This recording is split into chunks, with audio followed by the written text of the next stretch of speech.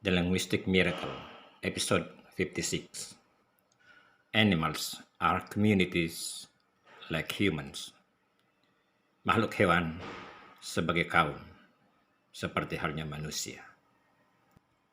Umat manusia ditegaskan sebagai khalifah di muka bumi setelah bumi siap dihuni dengan segala kelengkapannya, termasuk keberadaan makhluk nabati dan hewani.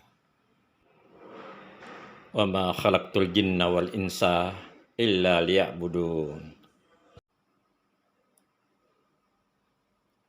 Hanya dua jenis makhluk yang mendapat amanah untuk mengabdi atau menyembah kepada Sang Pencipta sesuai firman-Nya. Aku tidak ciptakan jin dan manusia kecuali untuk mengabdi kepadaku. Tata cara pengabdian itu telah disampaikan para utusan Allah dari zaman ke zaman. Makhluk jin sifatnya gaib bagi manusia, namun makhluk nabati dan hewani lahir mewujud dan dapat dimanfaatkan oleh manusia sebagai khalifah di muka bumi. Manusia dan jin dibekali akal yang sempurna setelah dewasa, yang memungkinkan melaksanakan tugas pengabdian. Makhluk nabati bersifat pasif dengan menerima segala kemurahan alam. Ada yang menyebutnya sebagai muslim dalam makna berserah diri sepenuhnya kepada ketentuan Allah. Makhluk hewan memiliki akal, tetapi terbatas kemampuannya hanya untuk keberlangsungan hidup, tidak memadai untuk pengabdian. Makhluk ini hanya mengandalkan naluri binatangnya. Jika seluruh makhluk, tumbuhan, hewan, dan benda mati patuh pada sunnatullah, tidak mempunyai pilihan, dua jenis makhluk, jin dan manusia, memiliki banyak pilihan dan sekaligus berpotensi untuk ingkar. Meskipun makhluk hewan, termasuk binatang melata, tidak mendapat amanah untuk mengabdi atau menyembah Allah, tetapi mereka juga adalah kaum seperti manusia, sebagaimana diberitakan dalam Al-Quran. A'udzu billahi minasy syaithanir rajim. Bismillahirrahmanirrahim. Wa ma min dabbatin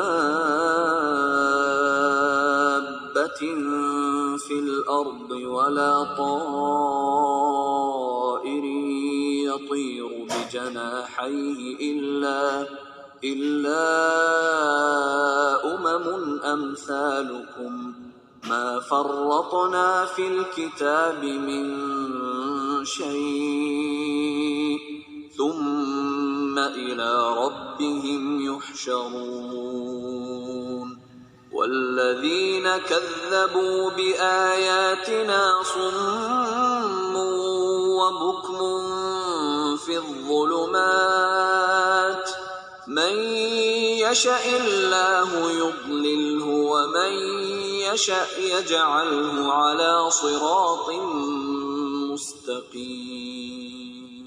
Dan tiadalah binatang-binatang yang ada di bumi dan burung-burung yang terbang dengan kedua sayapnya, melainkan umat juga seperti kamu.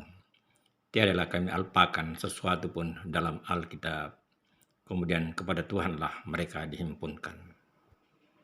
Al-An'am 38. Dan orang-orang yang mendustakan ayat-ayat kami adalah pekak, bisu, dan berada dalam gelap gulita. Barang siapa yang dikehendaki Allah kesesatannya, niscaya disesatkannya. Dan barang siapa yang dikehendaki Allah untuk diberinya petunjuk, niscaya dia menjadikannya berada di atas jalan yang lurus. Al-An'am 39. Tidak ada sesuatu yang Allah abaikan di Lauhil Mahfuz. Allah telah menuliskan semuanya. Kemudian mereka akan dihimpun ke hadapan Tuhan mereka pada hari kiamat. Allah akan mengadakan perhitungan dengan masing-masing makhluk sesi apa yang diperbuatnya. Makhluk-makhluk Allah akan menjadi saksi atas apa yang dilakukan oleh manusia terhadapnya. Apa tujuan Allah mencantumkan binatang sebagai kaum dalam Al-Quran? Banyak kemungkinan jawaban untuk pertanyaan ini. Di sini kita mengemukakan sebagian dari jawaban itu. Allah mengingatkan kita bahwa binatang juga adalah kaum seperti halnya manusia, agar kita memperlakukan mereka dengan baik. Mereka juga makan, minum, berkembang biak, dan hidupnya berakhir dengan kematian. Memang manusia sebagai khalifah berhak memanfaatkan mereka untuk suatu kepentingan, tetapi seharusnya diperlakukan dengan baik. Bahkan untuk menyembelih binatang, ajaran Islam menganjurkan untuk menggunakan pisau tajam agar binatang tersebut tidak tersiksa lama. Memang ada pergeseran nilai yang kita lakukan terhadap makhluk lingkungan kita. Salah satu contohnya, orang dulu tidur dalam kelambu untuk menghindari gangguan nyamuk. Kini umumnya tidak lagi memakai kelambu, melainkan menggunakan semprotan yang mematikan. Meskipun sebenarnya tidak semua gigitan nyamuk itu berbahaya.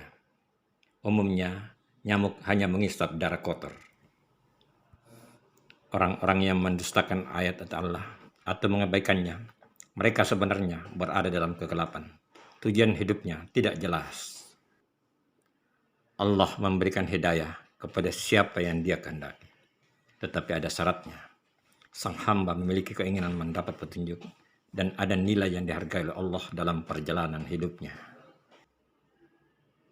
Ibadah haji adalah ibadah yang sekaligus pelatihan berbuat baik kepada lingkungan. Saat ihram, tidak boleh berburu, membunuh binatang, dan bahkan tidak boleh mematahkan ranting sekalipun. Semoga hidup kita semakin bermakna kepada sesama, pada makhluk-makhluk Allah dan alam di sekitar lingkungan kita.